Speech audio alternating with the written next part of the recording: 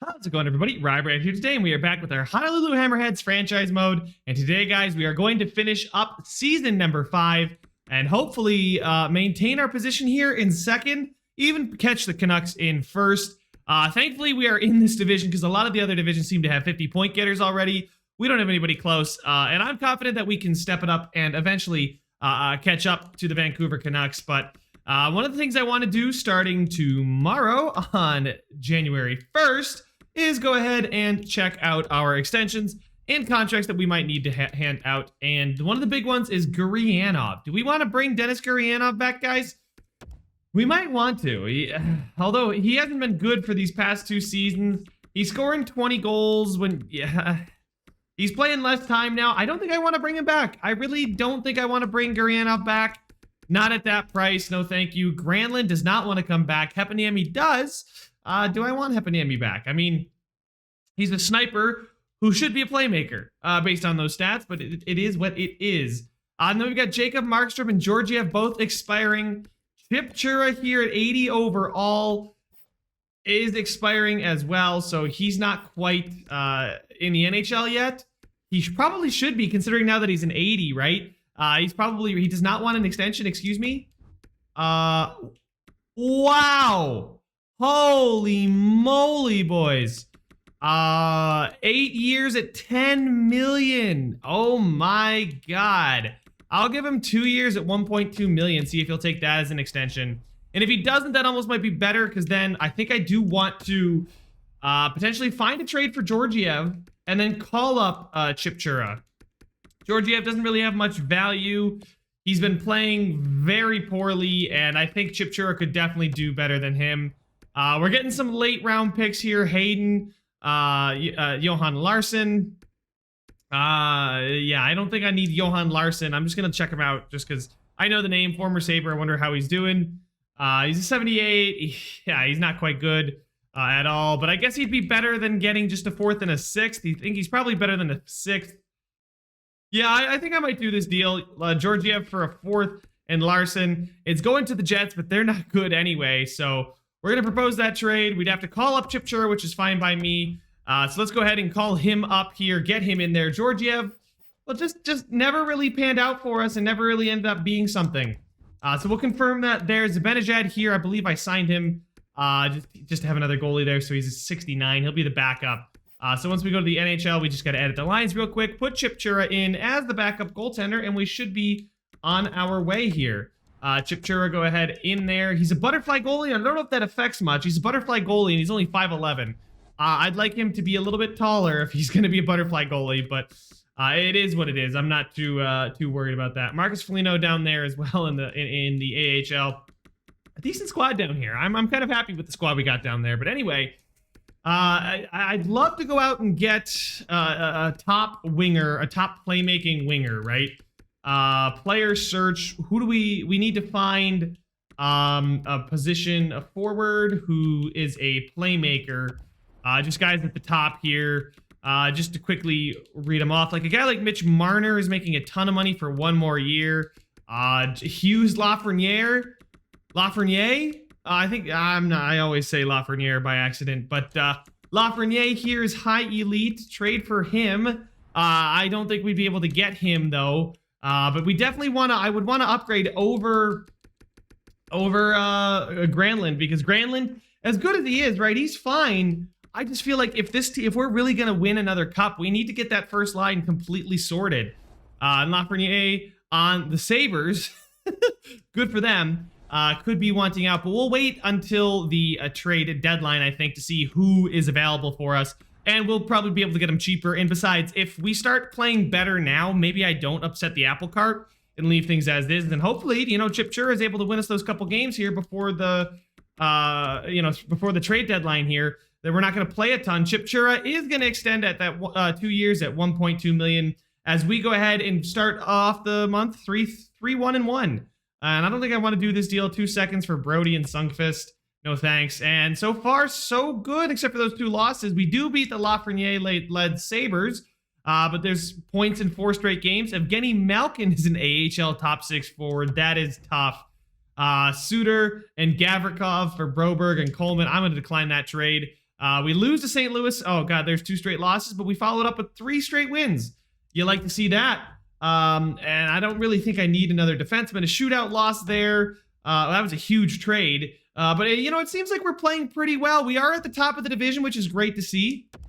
Come on, get some wins. There we go. Get some wins before the trade deadline. The Anaheim Ducks are right behind us as well. Koliznik has got 78 points in 62 games. He's got 42 goals in 62 games.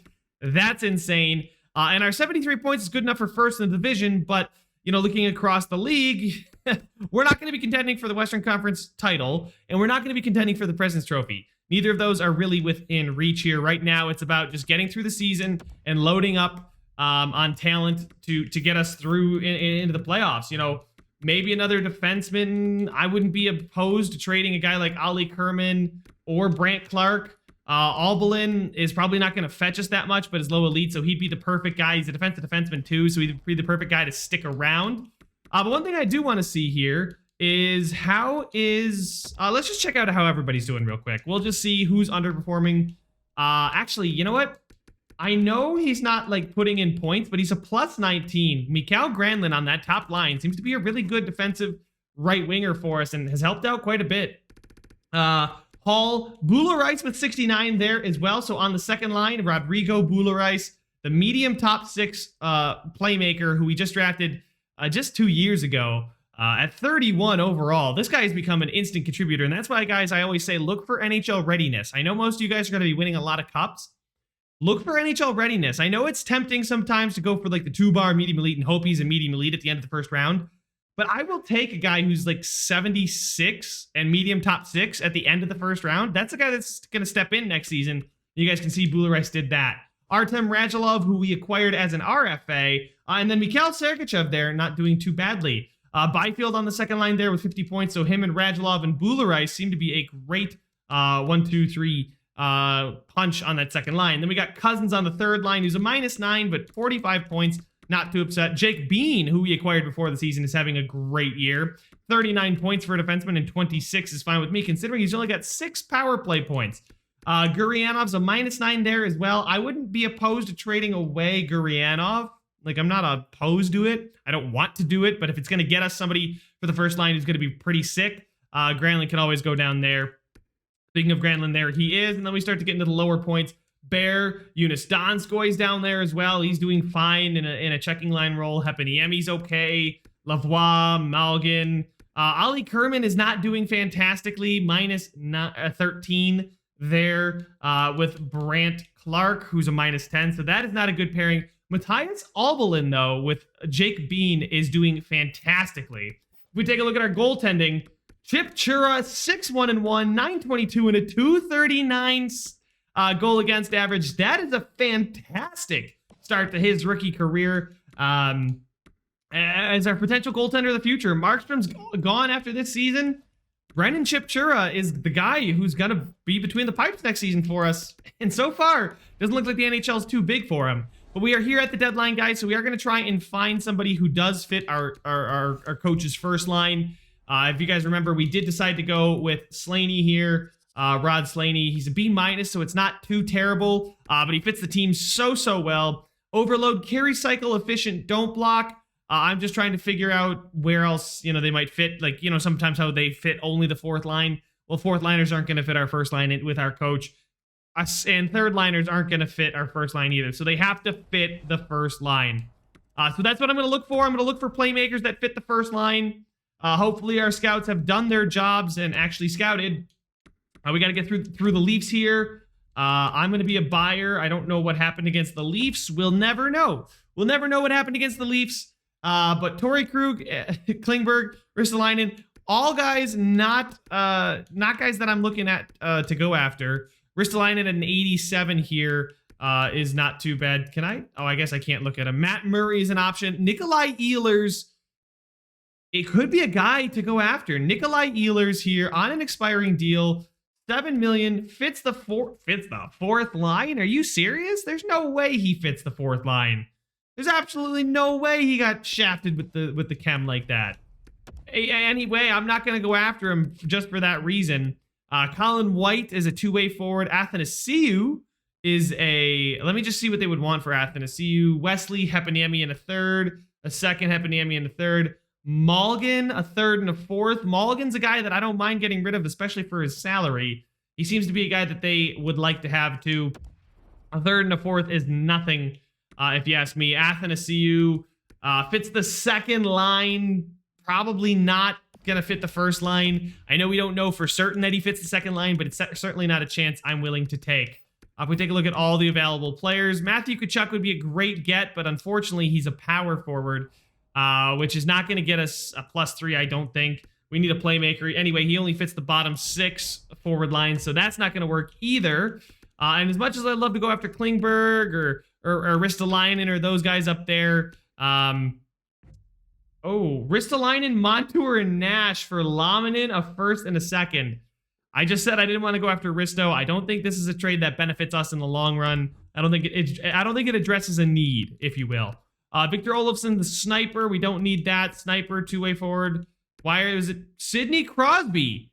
Would Sidney Crosby fit the scheme? Sidney Crosby could go Heponiemi, Taze, or a third and a fourth. I would give Heponiemi straight up for Crosby. It's a rental for Crosby just for a season. He fits the second line. Of course he fits the second line. At 84 overall, he's still a very, very solid player. You know what? I think I'm going to just get rid of Heponiemi. The dude's a -5. He's playing 10 minutes a night for a chance at Sidney Crosby. I'm going to go for this, guys. I'm going to do it. I'm going to get Sidney Crosby just to fill out the team. I'm just loading up on assets. Heponiemi for Crosby. We have acquired Sid the Kid to go and hopefully lead us to a Stanley Cup title run. Let's see here. Other players that are potential playmakers. Not a lot of playmakers on the market, it seems. Nobody worth really going out and getting. I mean, we've got Taro Hirose here. I don't even know if he's going to fit the first line. Why is it so hard to find guys that fit the first line? He fits the second line. And you know what? I may just go after Nikolai Ehlers. Let's see what it takes. He's got almost nothing. It would take Ethan Bear in a 7th. Can I interest you in something other than Ethan Bear? Okay, Bear's got a good amount of value there. I'll make my own trade up here, though. Rookie skaters, who do they want? Oberlin, Wesley here. Jack Wesley, the offensive defenseman who we just drafted this past draft at 37. I'd love to hang on to him. Broberg at 78 at 23 is not a guy that I'm too worried about losing. We would be over the league maximum salary cap? I didn't think I saw that. They don't want a ton of guys from our team there either, so let's see here. Honolulu, how would we be over the league maximum salary cap? Explain that one to me again, game. Explain it to me again. Laminen here is another guy that's here for the future. 2176. I don't really want to get rid of him. Like, I know it would probably get the trade to go through, but we apparently need to give up just a skater worth some money here. Actually, I'd love to throw in Mulligan. I'd love to throw in Mulligan in this deal. Mulligan there for Nikolai Ehlers. That would go through. Can we get some extra draft capital? Get the third out of this deal. Mulligan for Ehlers in a third. Trade rejected. Yeah, I didn't think it was going to go through. Let's try the 4th and 5th. Get some more mid-round picks. Load up on them. Rejected. How about just the 5th? Doesn't meet the needs particularly well. Not going to get just the 5th. Can I get 5th and a 6th next year? Try it out. Rejected. No. Trade accepted. We got Nikolai Ehlers for Mulligan, so I did upgrade from Mulligan. Got Ehlers. We got Crosby. I don't know how we have any kind of cap right now. We have 6.79 million available in cap space. Is that because Crosby's in the minors? Did they send Crosby down automatically?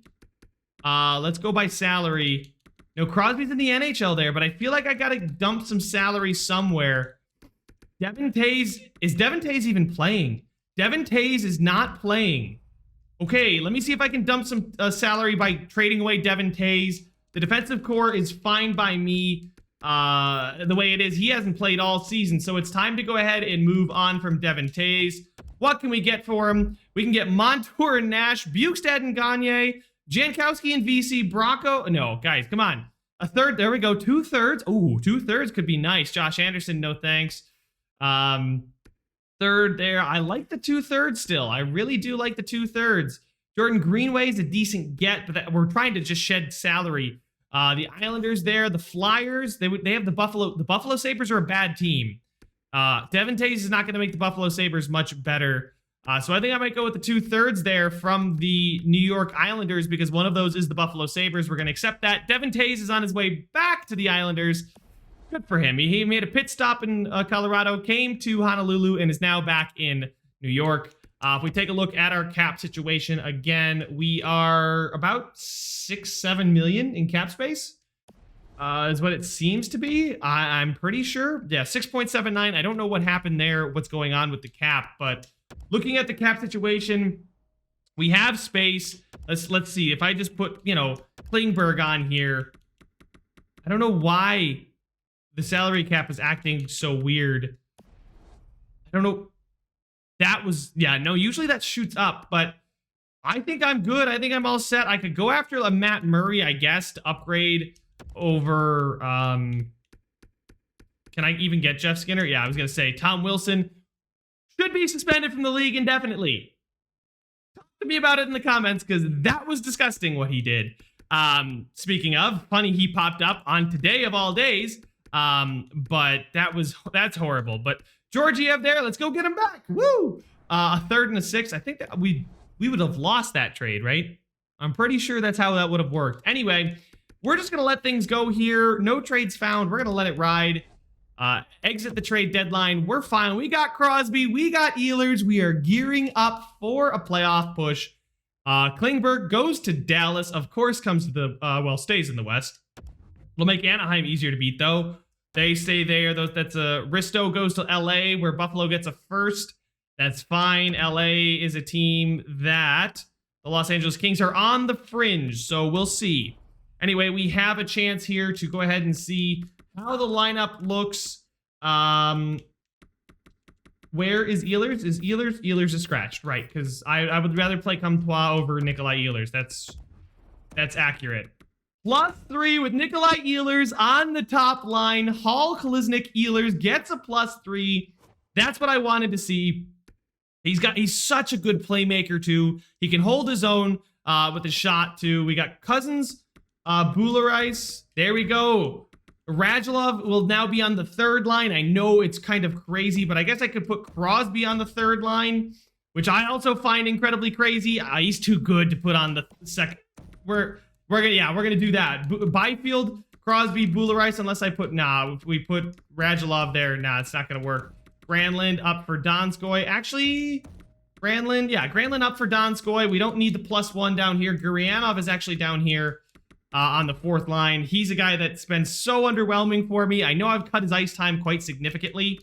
But guys, this team is freaking stacked. We got Sid the Kid, 37-year-old Sidney Crosby coming back. Leaving Pittsburgh for the first time in his career to come play for Honolulu. He's got 1,600 points in 1,300 games, which is insane. I don't think he's breaking any kind of records, but you know what? All that matters is he helps Honolulu lift another cup. We got Bear like that, and then I traded Devin Tays.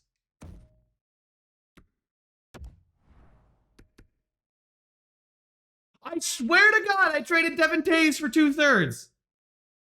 I swear to God, I hit accept trade. Guys, did I hit decline trade?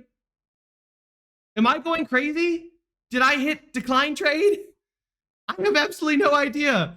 But Devin Tays is still here. If we have 2/3, that's hilarious. I guess Devin Tays wanted to stick around and vetoed the trade. I don't know what's going on. I don't know what's going on with their contract situation either, what our cap space. Do we have the 6.79 in cap that they said that we would have? I don't know. We'll see. That's crazy. Let's check out the draft board. It was a 2026 draft pick, wasn't it? I would have loved to get some picks, though. That would have been great. Those thirds would have been very valuable. But I guess we're just going to ignore that. And I guess we did beat the Leafs, too. So I guess we do know. I guess the world did find out. But I guess I'll never find out why Devin Tays just decided to stick around. Anyway, I'm going to simulate to the last 3 games of the season, see if they play any kind of difference or role in where we finish up. So far, doing okay, getting better as we go here. After a couple games for the guys to settle in, beating Buffalo in Florida, Chicago, losing to Edmonton, but we have 97 points now, and what a rebound on the season. To potentially finish with over 100 points, we just need to win 2 of our next 3 to get 100 points on the season, get 3 of our next 6, which I definitely think we can do. We've clinched the division. We're not going to catch the Coyotes, who have 120 points on the season, or the Flyers, who have 118. Their teams are insane. Kalysnik does hit 50 goals and 100 points. That's beautiful. We'll check out the points here in a second.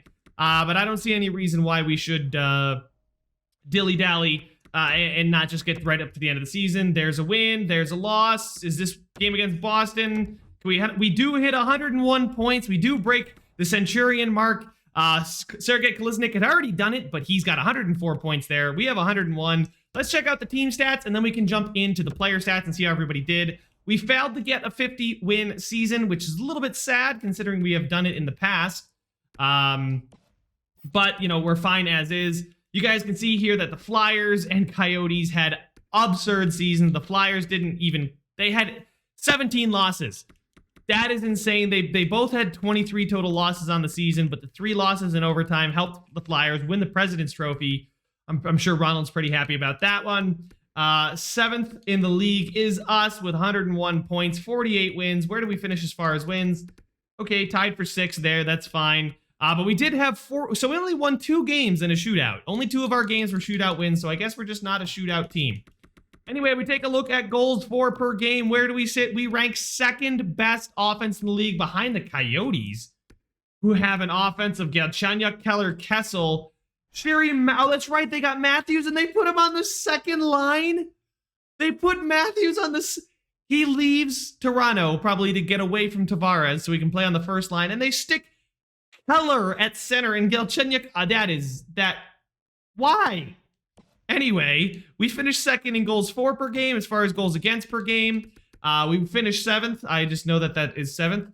I know it's not the place, but I know it's 7th because that's where we were anyway. Only 2.93 against the other teams here. The Flyers were a very, very good defensive team, them and the Devils. So they're bringing back the Marty Brodeur, trap it up Devils.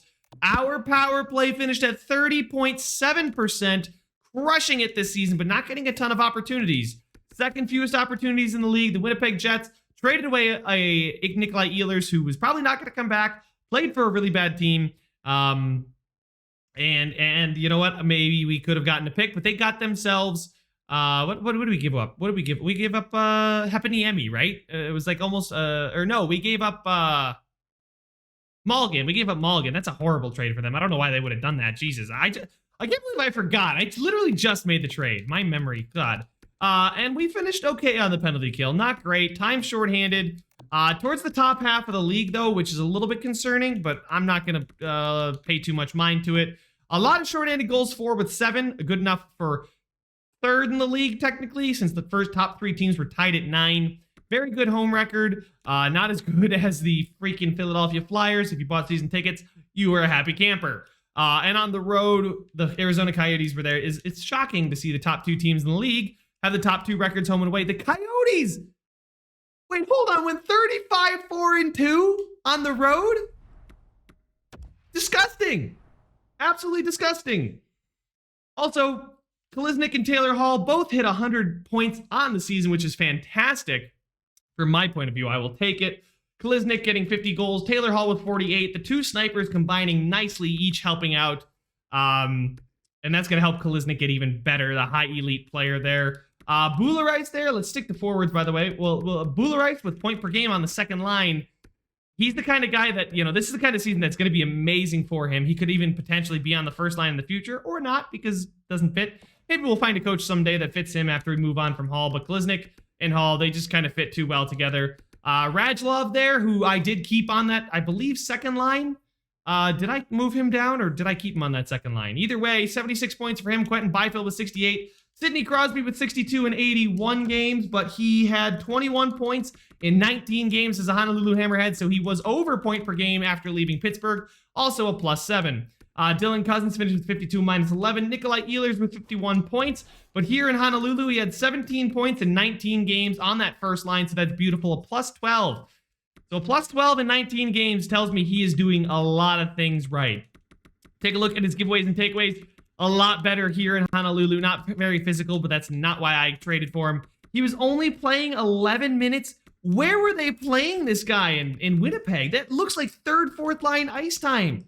That's horrific, Winnipeg. No wonder why you were the worst team in the league. Doesn't surprise me now. Gurianov, who we bumped to the fourth line, had 34 points at the deadline, got 6 more on the fourth line, so can't really complain. 3 more goals, 3 more assists. Granlund there got bumped off the first line, still did very well with 40 points. Donskoy, Lavoie with 23 and 22. Comtois only played half the season. And they really did pick up their game. Gurianov with a -6, but didn't hurt us as much, and I think it might have helped Cousins getting Gurianov away from him. Defensively, Sergachev had 64 points, was a +29. Jake Bean with 48 points and a +33. So that middle pairing of Bean and Albelin, it was just fantastic. Kerman and Clark did end up fixing their plus-minus. Glad to see that. Don't like to see Brent Clark taking so many penalties in such little time on ice. I don't like to see that. And then in goal, a good season from Markstrom, and a really good season from Chip Chura, getting called up midway through the season, going 9-3-1 in his 14 games played with a .918 save percentage and a .247. This guy is the future without a doubt. At 23, he's got a couple of years to grow, could grow into the high 80s, low elite, I would say. Like when you get an 87, 88 goaltender, that was what I would call low elite.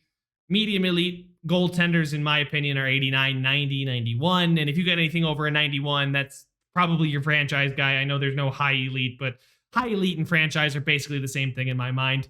Markstrom, though, talking about the guy we've been rolling with all season and will be rolling with in the playoffs, 910 and 277 is good considering he started out pretty poorly this season. Had a couple rookies. Our 2 defensemen had good seasons. Albelin definitely had a better season. Very proud of what he has accomplished. Take a look at the entire league. Did Kalysnik or Hall end up getting any award shouts? No. Nathan McKinnon and Mikko Rantanen both had insane seasons. Kalysnik, though, right up there, is going to finish behind Austin Matthews, who's got Perron on his wing, who's an 81, who's actually... he's better than what his numbers suggest. He can't skate for shit and does not want to hit anybody, but man, can he still make plays. He still got his skills, but... 104 points there from Kalysnik. Taylor Hall's there at 101, so a very good season from our top guys. And you can see some dynamic duos. McKinnon, Rantanen, Perron, Matthews. Barkov is a flyer. And then there's Draisaitl and McDavid, obviously. But Barkov is a flyer? How long have you been a flyer? Last 2 seasons. And all of a sudden, they've been one of the best teams in the NHL for the last 2 seasons. Coincidence? I think not. Claude Giroux finished with 50 goals on the season, 51, tied with Kalysnik. JC Mui, who's very good sniper, is pretty old, all things considered, to be... Actually, no, I guess I'm tripping. He just doesn't have good pass. He doesn't have good passing, is what I'm seeing here. Who was the best setup man? Yeah, it was Perron and Connor Sheary. So Connor Sheary and Perron probably played on Matthews' wing. Holy crap, Rasmus Dahlin had a lot of assists. Good for that guy. Risto left, and he finally got points. He is going to win the Norris Trophy as well. 79 points in 82 games. Makar there. Oliver Ekman-Larsson, Morgan Riley, Sergachev there as well. Oliver Ekman-Larsson with +51. They are going to be a tough team if we end up facing them in the playoffs. But hopefully some team with a 78 overall goalie knocks them out because EA. As far as goaltenders are concerned, Joonas Korpisalo right up there. Oh, God, DiPietro. Korpisalo or Hart are probably going to win the Vezina Trophy. Hart had more wins, more shutouts, better goal against average, barely, and a slightly worse save percentage, facing 20 fewer shots. So all things considered, it's a pretty marginal difference. It'd be tough to make a case for Korpisalo by saying, oh, he has a .002 better save percentage. In my mind, Carter Hart was the best goal against average in the league, most wins in the league. Georgiev, okay, ended up being the starting goaltender in Winnipeg, and I think improved his stats. He did improve his stats slightly in Winnipeg, so I guess he just couldn't be the second guy. He played 40 games. How did he play 40 games in Winnipeg? Oh no, we traded him right in January, which makes sense. We traded him halfway through the season. He ended up playing most of the games remaining for them. going with a 903 and a 331, but it was time to move on from Georgiev, and I think we made the right call there. Worst save percentage is Frederick Anderson. Leafs fans, I'm sure you know all about that. Michael DiPietro there. Robin Leonard, not doing well. Anyway, Trevor Wong, the center, 63 points, medium elite 83 at 21. Very, very, very good playmaker. Has a good shot as well. Not very good defensively. Don Maroon there as well, and Tuomas Laaksonen. I think I always say Tuomas. It could be Tuomas. It could be just Thomas. I don't know. And any rookie goalies put their staple on things here. Just Caden Primo played over 40 games. Had a pretty good season. I'd be pretty optimistic if I were the Arizona Coyotes, of course, if I was them. But guys, that is it for the season recap. The regular season has ended. We will be taking on the best of the 2 wildcard teams. And that means we will be taking on the St. Louis Blues in round number 1. So guys, make sure to leave a like if you enjoyed it. Subscribe if you want to see some more. And I will see you guys in the next one.